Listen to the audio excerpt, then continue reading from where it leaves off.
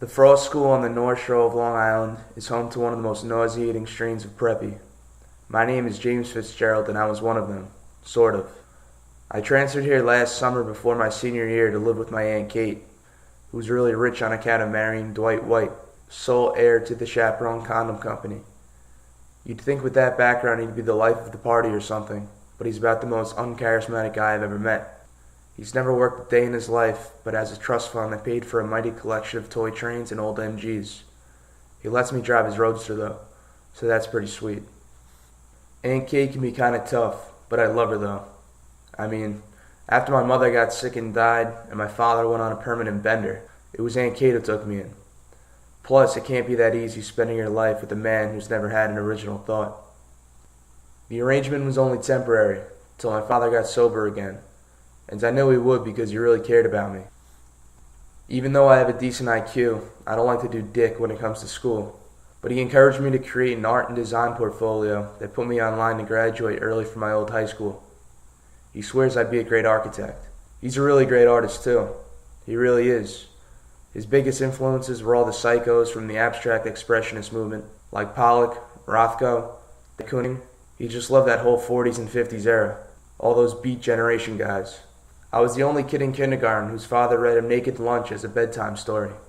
He must have read On the Road to me 1,000 times too. He always said one of these days we'll make the trip west ourselves, just like old Kerouac and Cassidy. I never doubted it either. It was Aunt Kate's idea to tell the Dean of Admissions at Frost that I arrived here from an exclusive little prep school in New England, which is a total load of shit since I'm really from Brooklyn.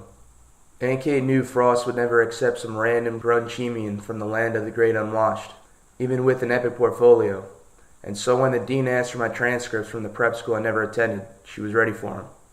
Before he could even finish his sentence, she pulled this money move and said, "Like the rest of the Fitzgerald clan, young James is very proud of his great-great-grandfather's literary legacy, but he's extremely private about it, and I trust Frost will keep the details of his heritage in the strictest of confidence?" I had no idea what the fuck she was talking about at first. Then it dawned on me she was full of shit. This being the North Shore, she was just playing the dean, figuring he'd jump at the chance at enrolling a descendant of the great F. Scott Fitzgerald. And she was right, because suddenly he looked like he was getting a tremendous boner, all over the prospect of yours truly, Joe Blow, attending Frost. So I was accepted, and would still graduate in January, which, from the looks of this place, will be like having a life sentence cut in half. Now, it wasn't like I didn't have any game back in Brooklyn, because I did, but all the girls here looked like poster children for Lily Pulitzer and Vineyard Vines, so in order to get any play, I was going to have to start kicking it in all my new Ralphs and Nantucket Reds. On the first day of school, I felt like I stuck out, like Wu-Tang Clan at a bar mitzvah, but then the dean leaked out my lineage situation, and suddenly I was like the second coming of Jay Gatsby. Meanwhile, I didn't even know khaki has an H in it. I do find that ironic. Every time a girl would ask about old F. Scott or Zelda, I'd just look real sad and say, all that brilliance and self-indulgence, and the madness. Then I'd pause and look into the distance and say it was just too painful to talk about. And with that, it was on. At first there's something exhilarating about being intimate with the Frost girl, like when you nibble on their neck or even get a whiff of their perfect hair. I think it's their sense of entitlement that makes them so damn desirable to such a humble guy like me. But then that's also the problem. They're so totally cool with the perks of privilege and have no idea what the real world is like. I mean, most of them think that Levittown's the ghetto. You almost feel sorry for them till you realize in a few years they're going to rule the world. Before long, all the romantic opportunities got old, and I began to lose interest. I called it my dark period. I really missed my father and being back in the hood and all of that, and then, right before Thanksgiving, Audrey Lloyd entered the picture. She lived at Nonsuch, which was the name of the estate next to ours. It was this old, kind of overgrown Tudor manor that was beautiful and distressed at the same time, sort of like Audrey. Her eccentric family owned it for generations, but since her mother died when she was 6, all that was left was her and her father. I was sound asleep one morning around dawn when I heard someone yelling from up in a massive sycamore at the end of our property that bordered Nonsuch. I hopped out of bed and ran outside, and could hear her raving on about golden sands and crystal brooks with silken lines and silver hooks. She was up in the tree shouting out poetry from a book on John Donne, so I just stood there like an ass clown, staring up at this fucking raving lunatic. It was love at first sight. I finally climbed up the tree and was able to work a little of the old Fitzgerald charm on her.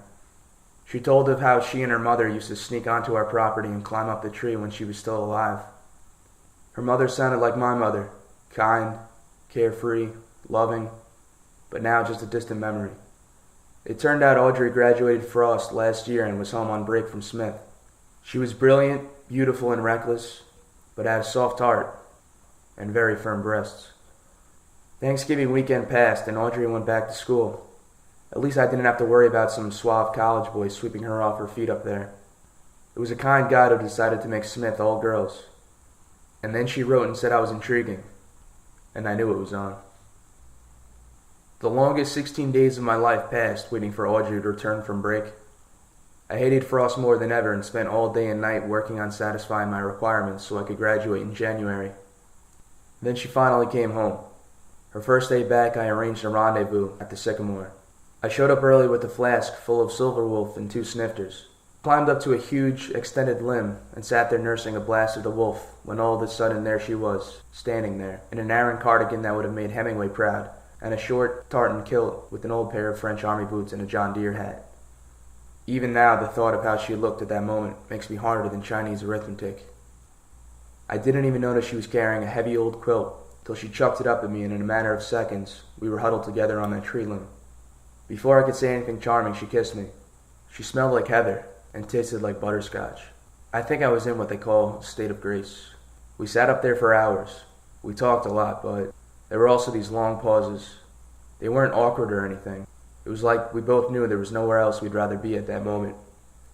She seemed more calm than the last time we were up in that tree. It would be the best Christmas time I ever had.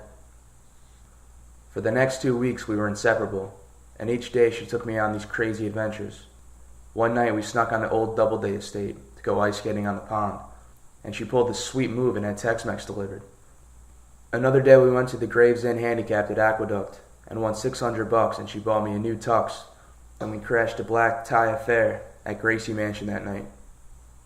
We also rang in the New Year at the live reindeer exhibit at the Bronx Zoo, even though it was closed, which is why we got arrested for trespassing, and her father had to bail us out. It was the first time I met him, but I could tell from his sad eyes it wasn't the first time he bailed Audrey out of a jam. Mr. Lloyd was some kind of acclaimed international architect, and came from enough wealth that he did all these non-profit projects for some of the world's most destitute countries. Audrey said there was once even talk about having him nominated for a Nobel Prize. It's nice to see that every so often, old money can have a little dignity. I told him how I got my love of art from my father, and that I might want to study architecture, and he seemed interested. Or it was just being nice, maybe. He did arrange to see my portfolio, which I found rather flattering. I was having too much fun to notice the pending financial crisis at home. The first sign was a roped-off section of our side property where the Sycamore was.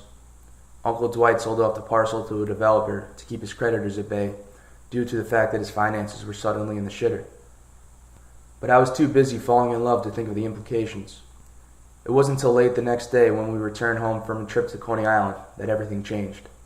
While we were gone, an army of workers cut down the sycamore tree and hauled it all away. All that was left was this depressing stump where this, work of art was 8 hours earlier. I won't ever forget Audrey's reaction.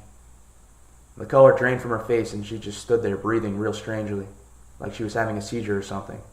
I got truly scared and didn't know what to do, so I ran and got her father and helped him take her into the house. I thought she needed an ambulance, but he said no. He looked concerned but not alarmed. He was in familiar territory. Later he told me about Austin Riggs, the psychiatric treatment center of choice for the New England elite. Audrey had been there a few times. He never said if it was because of the loss of her mother, or maybe from just having to bear the burden of being such a profound soul that made her so ultra-sensitive to all the beauty in the world, as well as all the ugliness. Citing her resistance to treatment, Riggs said that the next time she was in crisis, it would be in everyone's best interest for them to refer her to the Mayo Clinic in Minnesota, a place Audrey called the world of permanent gray. When I came over the next day, the backhoes were digging a massive hole for the foundation. That's when her father said maybe I shouldn't visit for a while. The empty space where the tree was allowed me to see her bedroom from mine, and for a time I could see her staring out from it, but she was in airplane mode and not taking calls or returning any messages. Then the view started to disappear when they began erecting the skeleton of what would be a hideous McMansion. The Philistines were truly at the gate. Meanwhile, Uncle Dwight played with his toy trains while Rome burned. When his stock went bust, creditors started seizing their assets, and on my 18th birthday the bank foreclosed on the house. But I was still too focused on Audrey to pay it any mind. Then one night I woke up to the familiar raving of John Donne, and I thought to myself, Audrey's back. I laid in bed for a few seconds to savor her words. So all were lost which in the ship were found, they in the sea being burnt, they in the burnt ship drowned. Then I got up and went to the window. That's when I saw the fire. By the time I got there, a good part of the framed-out structure was on fire, and there was Audrey with a can of gasoline, about to squeeze inside, trying to pull a Joan of Arc. I grabbed her and shook her, but she was pretty incoherent about everything, so I forced her back to her empty house and put her to bed. Her father was out, and I didn't want to leave her alone, but she was starting to calm down, and with the sound of fire engines on the way, I knew I had to act fast.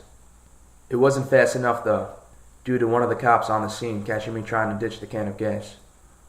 Down at the station, the fire marshal started to lean on me pretty hard, but there was no way I was ever going to give Audrey up. So they arrested me on first-degree arson. Uncle Dwight did me a big solid, though, and let Aunt Kate hock his train so she could bail me out. The next day, the headmaster called me into his office to suspend me for the arrest, and as he ushered me out, I decided to come clean about the bogus F-Scott connection. That's when I politely told him to blow me, and walked through the doors of the Frost School for the very last time. By the time I got home, Mr. Lloyd figured everything out and spoke with the DA, who cleared me and arranged for no charges to be filed against Audrey, providing he compensate the developer and have her remanded to the Bellevue Forensic Unit, a world of permanent gray.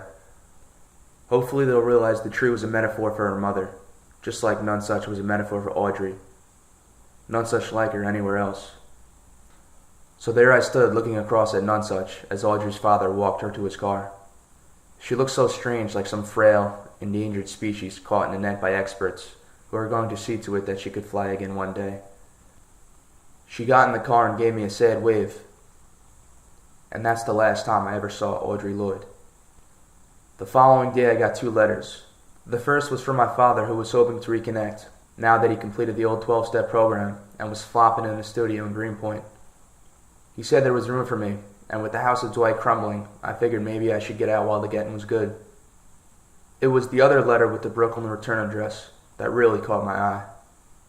The Dean of Admissions for Pratt Institute School of Architecture wrote that after reviewing my portfolio, he was taking the advice of an unnamed benefactor and accepting me in next fall semester. As it turned out, the unnamed benefactor took care of all costs and housing for the entire duration of my attendance. I would soon find out that Mr. Lloyd also squared it with the Frost Board for me to graduate early after all. I guess all roads lead back to Brooklyn. My father and I used to play this game where we'd exchange dialogue from the books he'd read to me. Most times it was from on the road, and he'd always be Dean Moriarty, and I'd be Sal Paradise. On the day he came to pick me up, he was driving this sweet old '79 F-100. Just one look at that beat-up old truck and I knew we were going to bypass Brooklyn for a while and keep on heading west. As he got out, he gave me a hug and said, "Sal, we got to go and not stop going till we get there." On key, I replied, "Where we going, man?"